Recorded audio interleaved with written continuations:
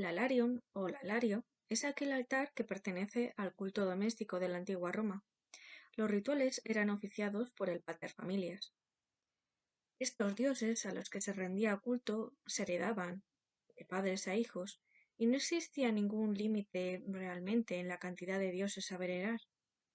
Puede que os suenen términos como lares, genius o manes. A veces estos términos se confunden y se suelen solapar.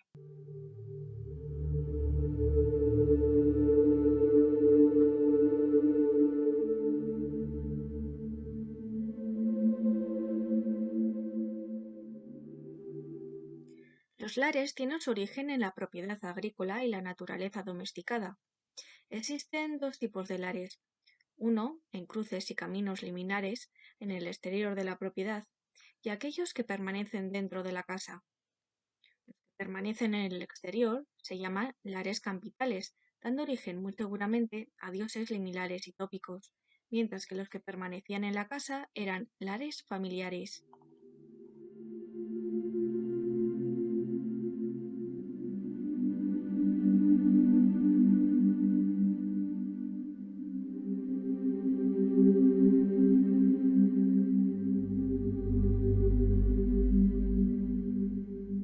El lar se representa en el lalario con una actitud danzante y una cornucopia en su mano.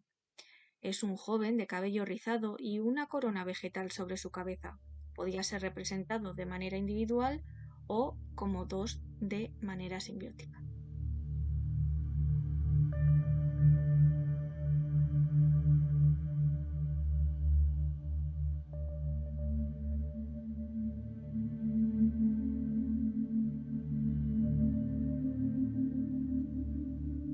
Se creía que la comida que caía en el suelo durante las comidas familiares pertenecía al reino de los muertos y por tanto se ofrendaba dándoselo de comer al fuego del hogar.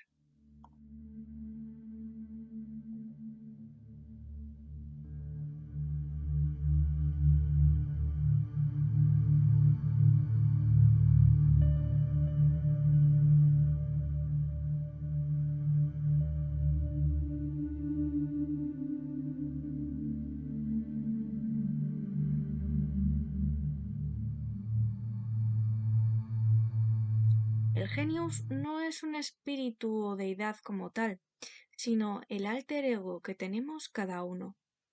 El genio se heredaba del pater familias, por lo que hacía su aparición en el nacimiento de éste.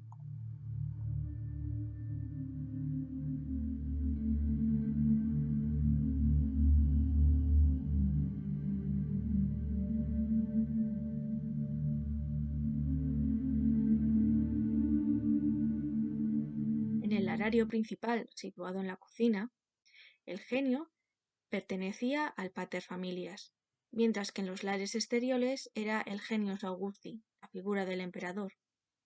El genio aparece representado en el arario de forma seria, con la cabeza cubierta por una túnica, oficiando ritual.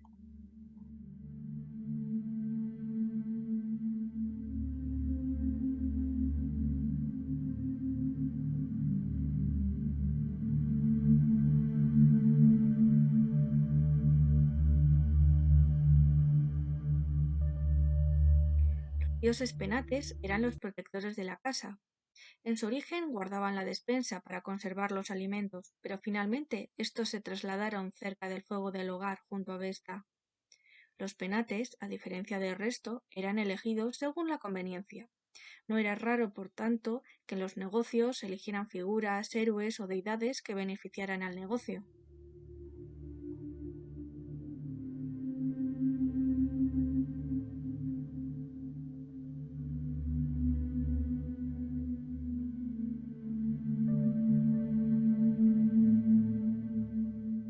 Algunas deidades más populares que se colocaban en el alario podían ser Mercurio, Hércules, Fortuna, Baco o Venus.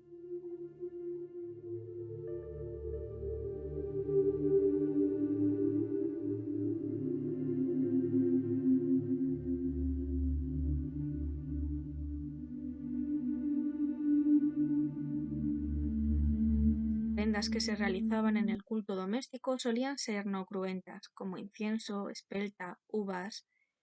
granos, pasteles de miel, vino. También se daba una parte de la comida y, como he mencionado antes, aquella que caía al suelo.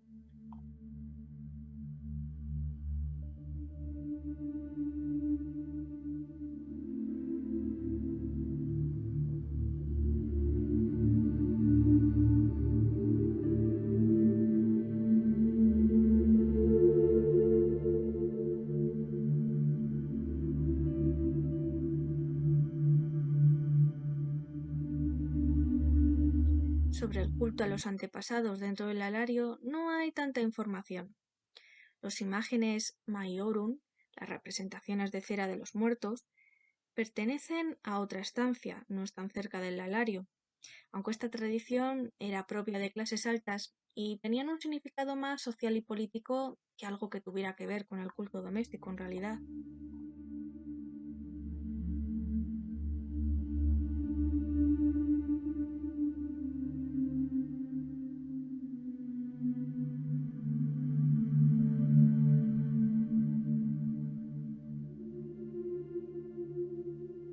El concepto de los manes es más tardío.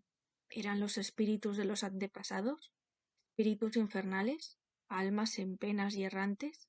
¿O los espíritus en su forma colectiva como una sombra sin forma ni conciencia individual?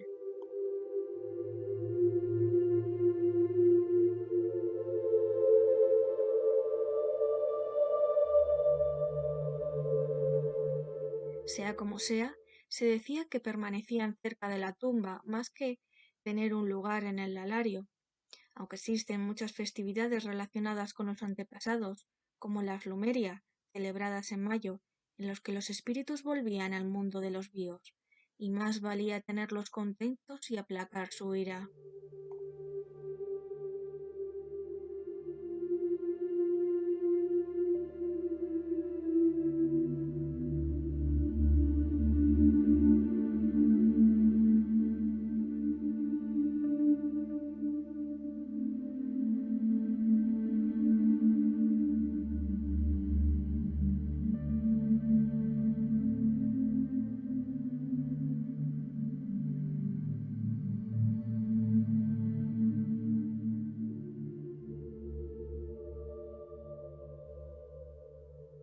La serpiente, representada en la parte inferior del lalario, podía ser representada de madera individual o con dos serpientes, cerca de un altar con una piña o huevos, ya sea observándolos o enroncándose en el altar de las ofrendas.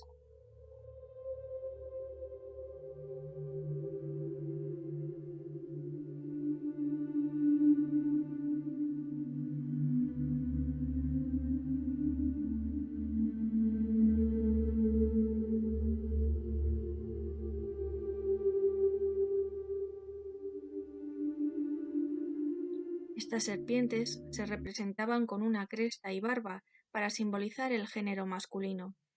Representaban los espíritus de los muertos, ya que reptan cerca del reino de los muertos y se conectan con los vivos. El huevo representa la fecundidad y la piña como renacimiento y nueva vida, todos símbolos del ciclo que nace y muere cada año.